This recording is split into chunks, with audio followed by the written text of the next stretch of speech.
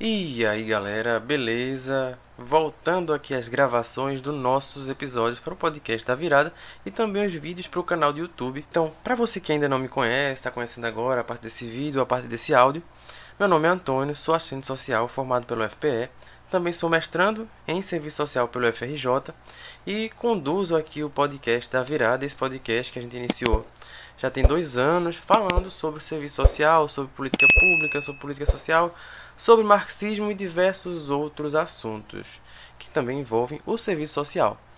Então, para a gente já dar um pouquinho de início assim ao que vai ser essa retomada dos episódios do podcast, pretendo gravar uma série de vídeos e áudios, que também vão para as plataformas de áudio e também vai para o canal do YouTube, sobre as principais teses do serviço social. A gente já falou um pouquinho sobre a tese da identidade alienada, da professora Maria Lúcia Martinelli, isso ano passado, trazendo um pouco dos principais pontos da tese da identidade alienada, tem um vídeo aqui, e também as principais críticas que são feitas a essa tese, muito baseado no livro da professora Marilda Villalé Yamamoto, que é o Serviço Social em Tempos de Capital Fetiche. Lá nesse livro, que foi de onde surgiu essa minha ideia de fazer essa série de vídeos e áudios para o podcast, há uma seção que a professora Marilda Yamamoto fala sobre as principais teses do serviço social, as principais formulações após o período de renovação do serviço social, ou de reconceptuação, se você preferir também assim chamar. E aí me veio esse estalo também de trazer essas principais teses, principalmente as mais desconhecidas, para tentar debater um pouquinho e trazer em forma de vídeo e de áudio para o podcast. A tese de hoje, que a gente vai tentar trabalhar um pouquinho aqui, é de um professor que às vezes é um pouco esquecido assim, dentro do serviço social, dentro da tradição de estudo do serviço social, que é o professor Vicente de Paula Faleiros. O professor Faleiros, ele possui graduação em Direito pela Faculdade de Direito de Franca, em São Paulo. Ele se graduou em 1966 em Direito. Fez uma graduação em Serviço Social pela Universidade de Ribeirão Preto, também em 1966. Tem especialização em Planejamento pela UNB, Universidade de Brasília, e também pelo Instituto de Pesquisa e Desenvolvimento de Paris. Tem um doutorado, que é o PhD, pela Universidade de Montreal, no Canadá, e também tem pós-doutorado pela Escola de Altos Estudos em Ciências Sociais em Paris e na Universidade também de Montreal. Atualmente ele é professor titular aposentado e professor emérito da Universidade de Brasília e ex-professor das Universidades Católica de Valparaíso, no Chile, Laval, em Quebec, no Canadá, e da Federal de João Pessoa e da Católica de Brasília. Então o professor Vicente de Paula Faleiros, mais conhecido como Faleiros, participou ativamente dos debates sobre o movimento de reconceituação e de renovação do serviço social latino-americano, principalmente tendo um embate ali com a concepção funcionalista que era então vigente. Então, qual é a tese que a gente vai tentar trabalhar aqui hoje do professor Faleiros? É a tese da correlação de forças, que é a principal tese que ele vai trazer nos seus livros com uma defesa desse novo objeto do serviço social e daquilo que é próprio do serviço social nas suas dinâmicas de trabalho e de projeção intelectual.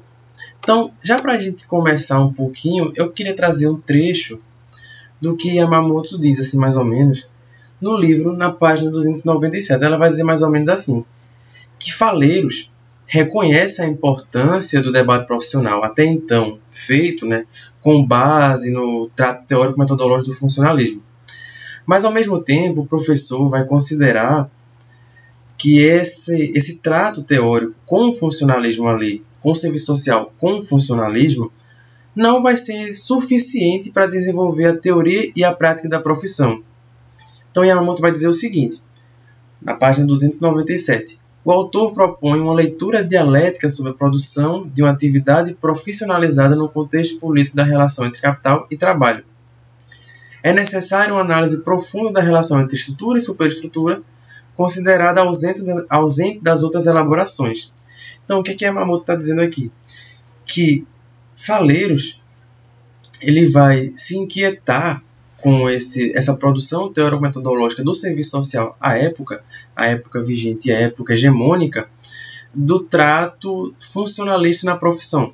E aí é importante também ressaltar que aqui no podcast, não aqui no canal do YouTube, mas nas principais plataformas de áudio de podcasts e enfim, a gente já trabalhou aqui as principais escolas, entre aspas, da renovação do serviço social brasileiro, muito baseado no livro de Zé Paulo Neto, Ditadura e Serviço Social, e lá essa descrição do que vem a ser as principais escolas teórico-metodológicas que o serviço social vai trabalhar durante o processo de renovação.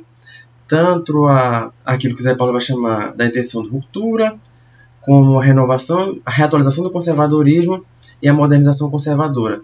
Cada um desses aspectos está lá trabalhado em 3 episódios diferentes. Então, se você ainda não ouviu, se tem dúvida, se não conhece muito bem ainda esses ramos da nossa renovação do serviço social brasileiro, ouve lá, que são episódios muito bons. São os episódios da primeira temporada, salvo engano, os episódios 6, 7 e 8, que são muito bons. Tratam do serviço social na autocracia burguesa, os rumos da renovação e sobre o detalhamento de cada um desses ramos da renovação do serviço social brasileiro. Enfim, fechando esse parênteses aqui, Faleiros vai ter essa importância de debater também esse contexto latino-americano e brasileiro da renovação do serviço social e de uma crítica a essa hegemonia do funcionalismo e do serviço social como ali estava estabelecido. Yamamoto ela vai trazer um ponto muito importante, e eu acho importante sempre estar trazendo os trechos do livro para vocês saberem de onde é que eu estou tirando, não são vozes da minha cabeça as fontes. A fonte está lá em Yamamoto e no próprio Faleiros, nos seus livros. Por isso a demora também de fazer os episódios, porque a gente vai ler, vai tentar trazer aqui aspectos importantes, tanto da autora quanto do autor original. Então, Yamamoto ela vai considerar um livro-chave de Faleiros, que é o Trabalho Social, Ideologia e Método, isso em espanhol, que em português ficou com o nome de Metodologia e Ideologia do Trabalho Social. Esse texto foi um expoente muito importante no papel de debate e de agenda para debater esse contexto de crítica ao funcionalismo. O livro vai ser lançado em 1972, mas em espanhol, e apenas em 1980 esse livro é lançado em português. Segundo Yamamoto, ela faz esse trato da bibliografia do autor com muita qualidade, inclusive. Leiam esse livro, que é muito importante, e esse trecho do livro que fala sobre as teses do serviço social, que essa análise do trato da biografia de Faleiros mostra que os textos mais antigos, esse da década de 70, da década de 80, apresentam uma linha teórica muito nítida, muito fundada na tradição marxista, diferente das produções mais recentes, que o autor mescla e cai em uma espécie de ecletismo com outras fontes teóricas que o autor vai se aproximar. E isso é um ponto muito importante, é um ponto das críticas que se faz a Faleiros, dentro do serviço social, é que ele abre mão do rigor teórico-metodológico marxista quando entra em contato com outros espaços de serviço social. Porque, lembrando, Faleiros, por muito tempo, passou um tempão fora do Brasil, ele passou muito tempo no Canadá, ele passou um tempo no Chile, passou um tempo também nos Estados Unidos e em outros países anglo-saxões, e aí incorporou muito do movimento teórico também e da prática profissional desses países e elaborou um pensamento atual, um pouco mais aproximado dos debates desses países, mas não abrindo mão totalmente da sua vinculação ao marxismo. Ficou um marxismo meio heterogêneo, digamos assim, e é esse trato que Yamamoto também chama a atenção, que nos seus textos mais antigos ele tem um vínculo maior com a tradição marxista do que nas suas produções mais recentes. Bem, a sua tese ela é referente à natureza da profissão e ao exercício profissional. E essa tese ela vai ser muito construída, principalmente entre a década de 80 e a década de 90. Então, textos que são escritos entre 1980 e 1999, como, por exemplo, O que é Política Social, que é de 1986, é um texto muito bom, inclusive, leiam, é um texto importante assim, para a gente debater a política social e as contradições inerentes a esse campo. A Política Social no Estado Capitalista, que é um texto de 1980, Saber Profissional e Poder Institucional, que é de 1987, e Estratégias em Serviço Social, que é escrito em 1999, que é onde o professor faz uma compilação de textos que vai trazer ali o arcabouço mais pronto assim da sua tese sobre a correlação de forças, que é o texto que eu vou utilizar aqui para trazer alguns trechos também, para a gente conversar e debater alguns temas relacionados à tese do professor Vicente de Paula Faleiros, que inclusive é o único texto que eu tenho dele em PDF que trata desse tema mais fechado, né? Eu também tenho o que é política social, inclusive se alguém quiser a gente pode passar depois os PDFs. Então, seu traço principal de análise é a preocupação com as relações de poder, que para o autor ele vai utilizar algumas noções, tanto de Foucault quanto da teoria marxista. Ele vai fazer já um processo eclético, aí, utilizando Foucault e Marx para debater essas questões das relações de poder, e que vai se desdobrar em uma importante e pioneira contribuição na temática de política social, por exemplo, considerando que é o campo em que se situa a profissão. Ali, como a gente fala muito dentro do serviço social, é o locus principal de realização da profissão, é a política social. Lembrando, o serviço social, apesar de ser uma profissão liberal, grosso modo, a sua força de trabalho está empregada pelo Estado. E o Estado, em sua maioria, coloca o serviço social dentro das políticas sociais, trabalhando com as expressões da questão social por meio da política social. Então, o autor vai tentar trazer essa noção de relações de poder e correlação de forças para o âmbito da política social, tentando observar muito também a partir da sua prática profissional essas relações entre teoria e prática e as relações de poder. Então, no prefácio do livro Estratégias de Serviço Social, na página 7, Faleiros vai dizer o seguinte, e aí eu vou ler aqui o que está lá no prefácio, que é o objetivo do livro e o objetivo da tese dele. Atenção. Prefácio na página 7, o autor vai dizer o seguinte, que os textos que estão ali no livro não têm por objetivo explicar esses confrontos, os confrontos que são relacionados ali no âmbito do trabalho, mas refletem um posicionamento teórico-político no sentido de trabalhar o fortalecimento dos oprimidos na estratégia entre profissional e usuário. A discussão dessas estratégias configura a especificidade ou a particularidade desse conjunto de textos, não com o propósito de apresentar um pacote de fórmulas de intervenção, mas ao contrário, de definir um processo de articulação de mudanças de relações entre atores, forças, para o aumento de poder dos sujeitos e usuários da ação profissional. Então vejam, Faleiros ele vai trazer essa estratégia no seu livro de tentar configurar uma noção das relações entre os atores sociais, e aí profissionais e público-usuário, e as relações de força e de poder dentro das instituições nas quais os assistentes sociais estão inseridos.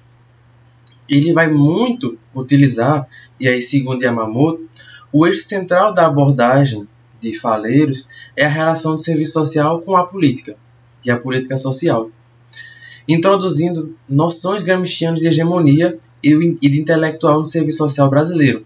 Inclusive, Faleiros vai ser um dos pioneiros em trazer as teses de Gramsci para o serviço social, e um dos primeiros a considerar o assistente social enquanto um potencial. O potencial aqui é fala minha, mas ele fala que o assistente social e a assistente social são intelectuais orgânicos da classe trabalhadora, trazendo a noção de intelectual orgânico de Gramsci. Não vou entrar muito na temática de explicar o que é um intelectual orgânico e a compreensão de hegemonia, porque não é o propósito do vídeo, mas depois a gente pode até fazer um debate sobre Gramsci e o serviço social num vídeo e num áudio específico. Mas um texto muito bom é o texto da professora Simeonato, que ela vai falar sobre Gramsci e o serviço social. O nome do texto é Gramsci, sua teoria, a existência no Brasil e influência no serviço social. É um livro muito bom, não é muito grande, dá para ler, bem legal, a linguagem é muito boa e dá para a gente tentar compreender um pouquinho mais sobre essas categorias. Inclusive, fica a dica, lá no Instagram do podcast tem dois cardzinhos falando o que é hegemonia e o que é o intelectual orgânico. Então, dá uma corridinha lá também se você não conhece muito do tema e vê também os outros temas que a gente tem lá disponível. Voltando. Então, a concepção da tese de Faleiros ela foi sistematizada trazendo o paradigma das relações de força, poder e exploração, que vai ser trazido no texto Reconceptualización, Acción Política e Prática Dialética, de 1980, escrita em espanhol. Não achei esse texto em português, só achei em espanhol mesmo. Que também vai ser denominado de paradigma da articulação no texto Saber Profissional e Poder Institucional, e que vai se contrapor esse paradigma das relações de força, poder e exploração, ou paradigma da articulação, ele vai se contrapor às teses então vigentes de forma hegemônica na profissão, que prevaleceu desde as origens do serviço social até a reconceituação, especialmente, segundo Yamamoto, o paradigma das relações interpessoais. Então, esse paradigma do qual Faleiros vai trazer, o paradigma das relações de força, poder e exploração, ou paradigma da articulação, vai se contrapor ao paradigma das relações interpessoais. E que paradigma de relações interpessoais são essas?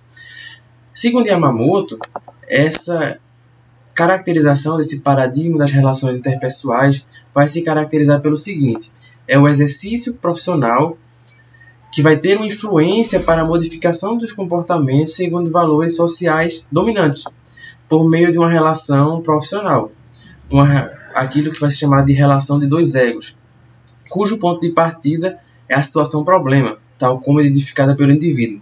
Então, essa relação, o paradigma das relações interpessoais, vai falar mais ou menos o seguinte. Vocês lembram, se você já acompanha aqui o podcast há muito tempo, tem o episódio, acho que o primeiro episódio, né, que fala sobre as protoformas de serviço social no Brasil, e o segundo episódio que trata do serviço social até a década de 40.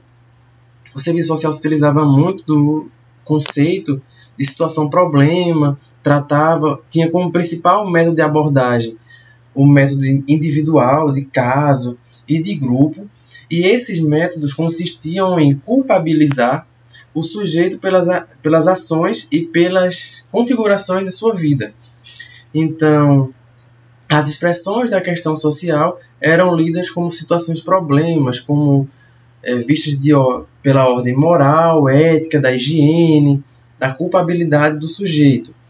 E esse é o paradigma das relações interpessoais, nas quais o serviço social vai se colocar como um agente externo de punição ou de ajustamento dessa sociabilidade desse sujeito. Então, um exemplo está lá no livro de Ford, né, no Americanismo Fordismo, no qual ele relata que Ford contrata assistentes sociais para supervisionar o tempo livre dos trabalhadores da sua fábrica, fazendo com que esses trabalhadores adquiram uma mentalidade que seja de acordo com os padrões da fábrica, para que tenham, nos momentos de descanso, né, por exemplo, um domingo, que ele vá para a igreja, não vá fazer qualquer outra coisa que vá distrair a sua mente ou que vá lhe aproximar de debates políticos, por exemplo, e de reivindicação sindical. Então, há esse paradigma das relações interpessoais, essa condição de estabelecer valores para a classe trabalhadora, partindo do ponto de situação-problema e de conformação dessa classe trabalhadora aos padrões vigentes de controle e dominação. E a esse paradigma das relações interpessoais se contrapõe o paradigma da articulação ou o paradigma das relações de força, poder e exploração, segundo Faleiros. Acho que ficou claro, né?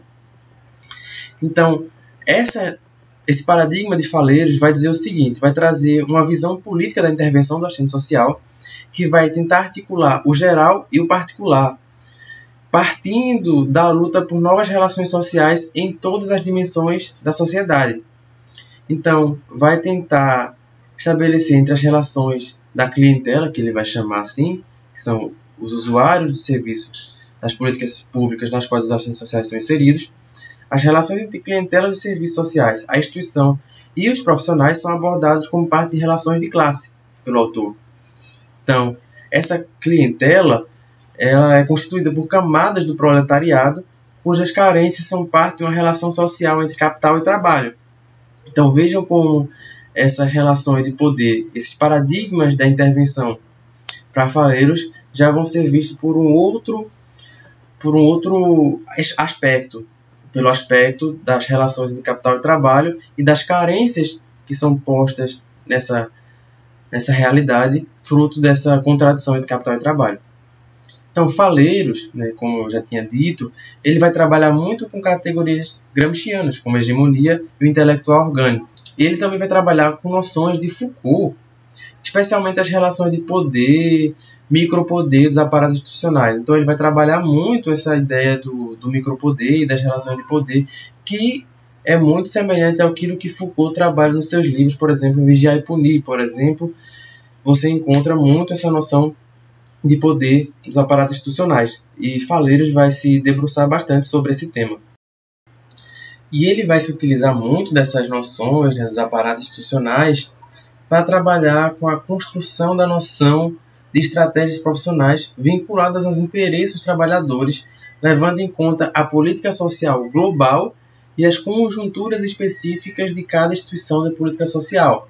Então ele vai tentar fazer essa noção de correlação de forças em espaços micro das políticas sociais, das relações de tensão desses espaços. Assim, para Faleiros, o objeto do trabalho do assistente social é uma questão disputada, um objeto de luta formado pelas relações de força, de poder e de saber para a conquista das classes subalternas, dos lugares, recursos, normas e espaços ocupados pelas classes dominantes. Uma crítica, assim, que ao ler os textos de Faleiros, que eu fiquei com uma percepção, pode ser uma percepção até errônea, mas é a percepção que eu tive, né, uma crítica que eu faço, é que essa noção desse objeto a ser disputado, ele fica muito preso à relação e à resultante da institucionalidade e da relação entre assistente social, o vínculo de trabalho ou espaço de trabalho. Ainda que o espaço de trabalho seja um espaço muito importante no aparato de fazer profissional, a nossa questão não fica limitada, não fica restrita a esse espaço, sabe? A esse limiar do trabalho do assistente social. Essa é uma visão que eu tenho, posso estar errado, você pode discordar também, dizer o que você acha também, deixa aqui nos comentários o que você acha a respeito dessa caracterização do objeto segundo Faleiros, né? Eu acho que ela é um pouco complicada, porque ele vai limitar, ao meu ver, o objeto a só os espaços de trabalho, e que esses espaços de trabalho vão variar muito de local para local, de vínculos de trabalho, das relações contratuais ali existentes. Então fica meio difícil enxergar o objeto de serviço social, para mim, como esse objeto que o professor aponta nesse livro. No capítulo 1 daquele livro que eu falei, que é o Estratégias de Serviço Social, no capítulo 1 desse livro, que é intitulado Acerca do Objeto do Serviço Social, uma proposta de desconstrução do contexto brasileiro, Faleiros faz uma elaboração acerca da construção e desconstrução do objeto do serviço social, identificando o objeto como um espaço fluido ao longo da história do serviço social, passando desde o enquadramento dos sujeitos à ordem, à moral, à higiene, para o desenvolvimento social na década de 50, e ali naquele processo do desenvolvimentismo brasileiro, o desenvolvimento comunitário no período da ditadura, para as relações sociais de classes, até o atual objeto principal que ele vai enxergar dentro do serviço social, que é o empowerment, que é o empoderamento, né? Ele vai fazer uma discussão bastante grande sobre essa ideia de empowerment dentro do serviço social.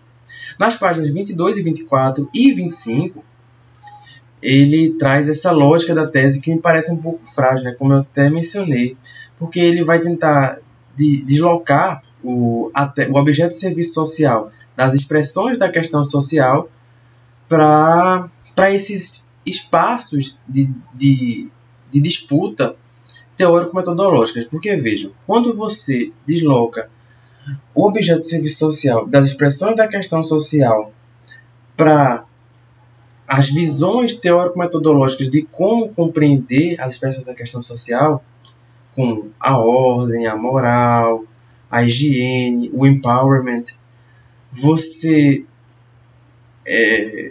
fragiliza essa mediação entre as expressões da questão social e o serviço social e coloca como objeto aquilo que a classe dominante coloca como uma forma de intervenção dentro das expressões da questão social. Então, uma das formas de mediação que a classe dominante, na década de 40, achou de colocar o serviço social por meio do funcionalismo, por exemplo, do neotomismo, é encarar a questão social como uma questão de ordem moral ou de higiene e por aí vai. Não deixa de ser o objeto do serviço social as expressões da questão social, porque o serviço social atua por meio da ordem, da higiene e da moral.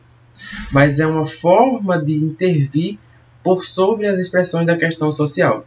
Vocês entenderam? Então, eu discordo um pouquinho dessa abordagem daquilo que vem a ser o objeto do serviço social por esse motivo e por aquele outro motivo que eu coloquei aqui minutos atrás. Então, o autor ainda vai entrar em outro debate, que é um debate muito presente na década de 80, nos cadernos Abas, por exemplo, que é acerca da metodologia de serviço social. Tem um caderno Abas muito bom em que os autores fazem um debate sobre a questão da metodologia, Yamamoto, Yazbek, Neto, Faleiros.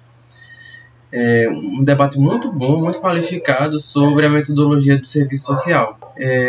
Então, para Faleiros, esse debate vai abranger uma série de questões. A análise de conjuntura, das forças, do objeto de serviço social, da instituição, tanto teórico quanto prática, conforme o confronto estratégico de propostas do cotidiano. Então, Faleiros vai enxergar tudo isso dentro do debate sobre a metodologia. E quem faz uma crítica a essa noção de metodologia e também do objeto de Faleiros, é Simeonato, naquele livro que eu falei, Gramsci, Sua Teoria e Incidência no Brasil e Influência no Serviço Social. Na página 236 ela vai citar nominalmente Faleiros acerca do debate da metodologia e cita que, ao contrário de autores como Zé Paulo Neto, que parte do pressuposto que o serviço social não possui teoria e método próprio, mas que se apropria das contribuições de diferentes matrizes do pensamento social, o autor, Faleiros, ele vai defender a existência de teorias e métodos próprios para o serviço social, que eu também sou mais da linha do Zé Paulo Neto, de que o serviço social não é ciência. O serviço social é uma profissão que produz conhecimento no âmbito da pós-graduação. Somos reconhecidos como produtores intelectuais de conhecimento, mas somos uma profissão, não temos teoria própria. O serviço social se apropria da contribuição do pensamento social, seja do marxismo, seja do funcionalismo, do positivismo e por aí vai. Mas o serviço social não tem teoria própria. O serviço social constrói pensamento, constrói, teoricamente, elaborações, mas não é uma ciência. Então, Simeonato, nesse livro, vai dizer o seguinte, na página 236, que, assim, se o campo de atuação do serviço social se dá na conjuntura das políticas sociais, onde se separam e se formam grandes blocos de interesse, o processo metodológico deve se orientar no sentido de construir categorias de análise para cada conjuntura, visualizando as relações e os blocos em presença.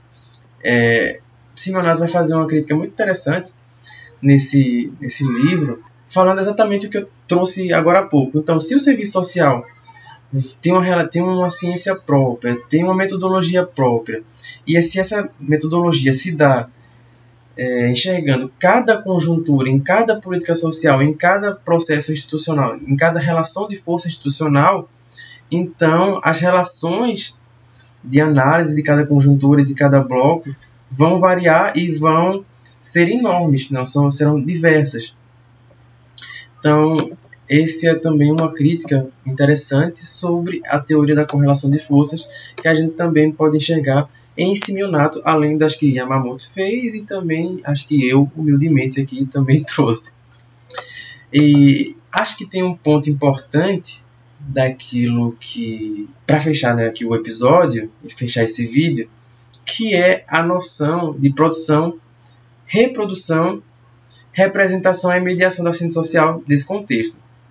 Então, um aspecto muito importante que eu acho que faltou, e aí com todo respeito ao professor, né, quem sou eu para estar julgando um professor de serviço social, mas é a vinculação da noção do serviço social dentro das relações de produção e reprodução do capital, trazendo muito do debate que Mario de Yamamoto faz no livro Serviço Social, Relações Sociais e Serviço Social no Brasil, que é o próximo texto que a gente vai abordar aqui nessa série de vídeos sobre o serviço social e suas principais teses. No próximo episódio a gente vai discutir a importância do livro de Mario de Yamamoto e Raul de Carvalho e sobre a aproximação do serviço social com as teses marxistas, né, com os aspectos que compreendem o serviço social como partícipe das relações de produção e reprodução, e trazendo também o que é produção, o que é reprodução, e como o serviço social brasileiro, e como o assistente social vai se encaixar dentro desse complexo da realidade social no capitalismo e nessas correlações de força, para usar aqui um pouquinho da tese do professor Faleiros. Então é isso, minha gente. Eu espero que tenham gostado desse episódio, que tenha ficado claro a noção da tese da correlação de forças, os principais aspectos que são trazidos pelo professor em seus livros e também as principais críticas que são apontadas tanto pela professora Maria de Yamamoto quanto pela professora Simeonato e as que eu também tentei elaborar. Essa é uma tese muito importante para o serviço social, é importante que vocês conheçam, que vocês estudem. Se quiserem dicas de livro, aqui na descrição do vídeo ou na descrição aqui do podcast, vai estar os principais livros que eu usei. E também, se precisar, se não tiver o livro, estiver querendo, manda um alô aí que a gente desenrola. Então, eu vejo vocês por aí. Ouçam o podcast, ouçam e assistam os nossos vídeos no canal do YouTube. Se inscrevam no canal do YouTube. Segue a gente no Instagram, podcast da Virada no Instagram. E acompanhe a gente para saber das novidades dos próximos episódios. É isso. Um beijo para todo mundo e até a próxima. Valeu!